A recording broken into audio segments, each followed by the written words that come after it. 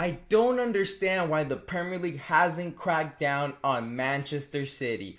They are literally blue balling the league, man, because they came out, right, and they said, breaking, Manchester City and the Premier League have reached a settlement in the dispute over rules governing associated party transactions.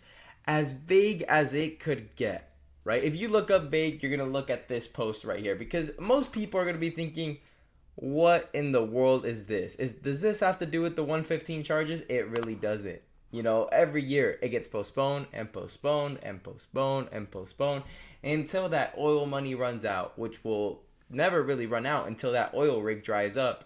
So, what happened is this now just clears the way for the club to compete in a big deal for the Etihad Airways. And what does that really mean? It means that Manchester City is actually going to be allowed to get even more money, even more sponsorships, be able to allow them to make more transactions. So this is just Man City gets more and more and more. There's a settlement that basically was challenging Man City's ability to get more money, and now they settled, and now Man City's going to be able to get what they want. Is typically what happened. And what about those 115 charges? Hey, put it under a rug, sweep it in there. The second they stop getting paid off, bring it back out. So honestly, if you were to beat a betting man and tell me, right, oh yeah, within the next 5 years, are we gonna have a conclusion to the 115 charges? The answer would be no. Because we see them just beat around the bush as much as the Premier League can, which just shows where the level of corruption that you may be seeing when it comes to the Premier League. Because we are literally watching 115 charges get swept under the rug. Under the rug, lads. Absolutely diabolical. And then look, this is my thing about the Italian league. And yes, the Premier League is the best league in the world when it comes to quality. No debate there. I feel like La Liga's second. And then Serie A, and Bundesliga kind of flip-flop, But it's highly more respectable because Juventus, who won the Serie A in very recent years consistently, multiple times, have been relegated to the Serie B for match fixing scandals. So they broke some rules and they were held accountable. They were stripped of multiple Serie A titles because of these match fixing scandals.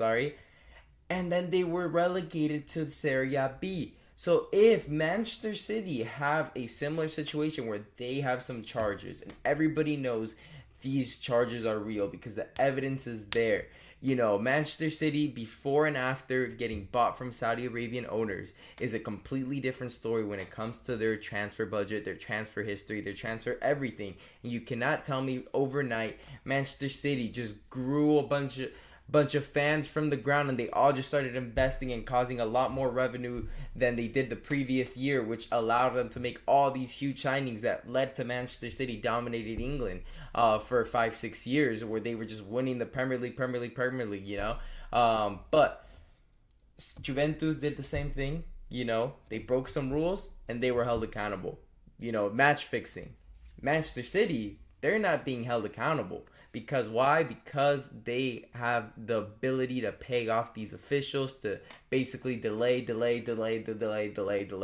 Honestly, I might even come out and say they are really just moving like a crime organization because that's how they move. They keep delaying charges by paying off people. And that's what Manchester City have basically done, which has ruined the Premier League for the past 15 years and really ruined a lot of employment status. Because if it weren't for that, Arsenal would definitely have a Premier League. Arsenal doesn't win a Premier League this season. Arteta could be sacked, and that's all due to financial fair play rules being breached. There's a butterfly effect. Tons of people are being affected, and it's just absolutely diabolical because Arteta is a former Manchester City employee.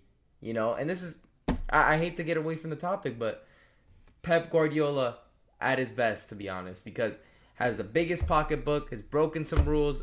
At Barca it was the same thing. He's broken some rules out there. He has had some scandals out there. Bayern, you go to Bayern and win a title, you're basically playing career mode on easy mode. You go to Man City, you have an unlimited pocketbook that nobody else can do because you are breaking fair play rules and nobody else is. That's what it's moving like. Absolutely ridiculous. And this Manchester City downfall at the moment, they only have 3 of 9 points. Hey, I'm all for it. I am all for it. Shout out Brighton. Shout out Tottenham. Rare W from Tottenham for beating them, because Manchester City, man, as much as I hate Tottenham, sometimes you just hate Man City more, because nothing's worse than Tottenham but cheaters. And that's Manchester City. But anyways, make sure to leave a like and subscribe. Leave a comment down below.